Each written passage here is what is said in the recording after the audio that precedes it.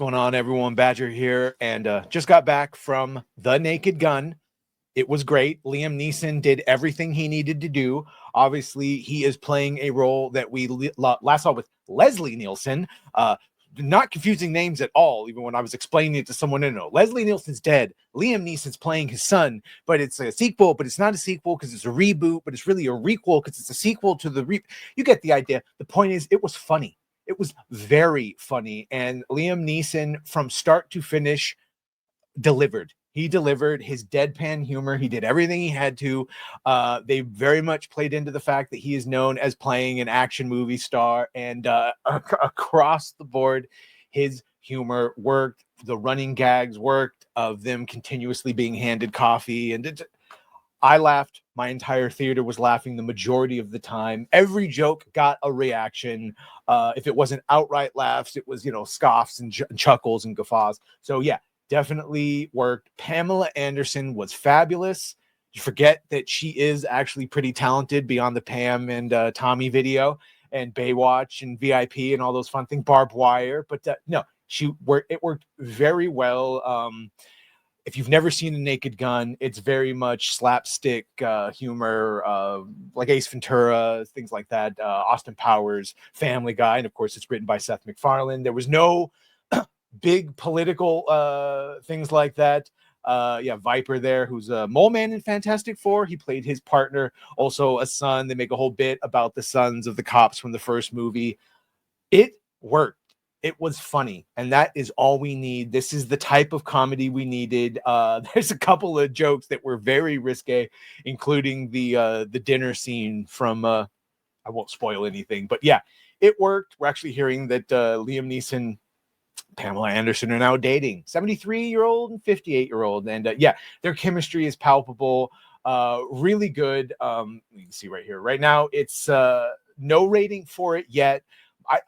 I'm still sussing out mine, but I'm somewhere in between a 7.5 and an 8, and I think I'm going to settle on an 8. We'll see how that goes.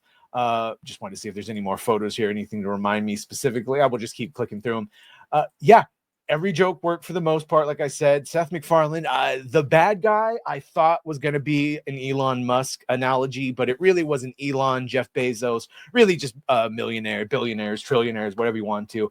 And the plot, actually, even though it was like sort of a cliche, it was a plot you would have seen in a Mission Impossible or a superhero movie, and it worked. And yeah, across the board, the humor worked.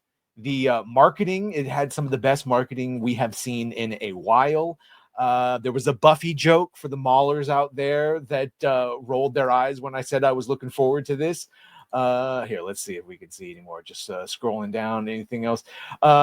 Basically, it plays out like the plot of a Mission Impossible movie where there's a literal plot device having to do with people's phones, and when it activates, it just turns into like 28 days later your primal side.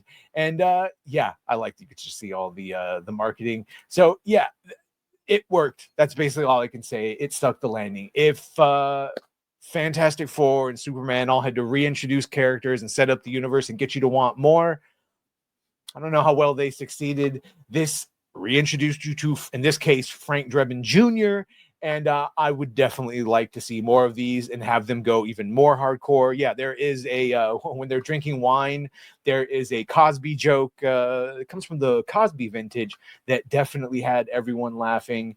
And yeah, this is definitely a recommend. Go out and watch it now. If you didn't think that they could make comedies, didn't think that they could make risque jokes without attacking half of the audience, well, they just proved us wrong. And yeah, the initial instinct that Liam Neeson, if you'd seen him in A Million Ways to Die in the West, if you'd seen him in Ted and a couple other things, he definitely can do deadpan non sequitur humor, and that is exactly what we got from this one. I thought he played it great, and yeah, for 73 he still looks great, on point. Pamela Anderson on point.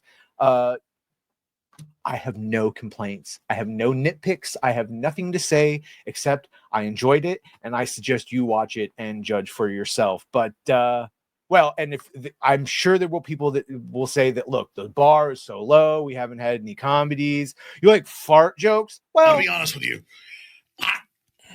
I'm kind of retarded. And that might be something to take into account. Also, there was a bunch of nerdy shit from when I was young, and so Nerd alert!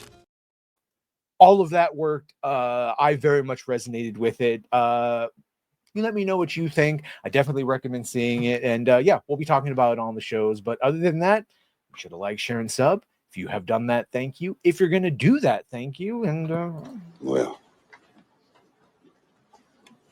bye.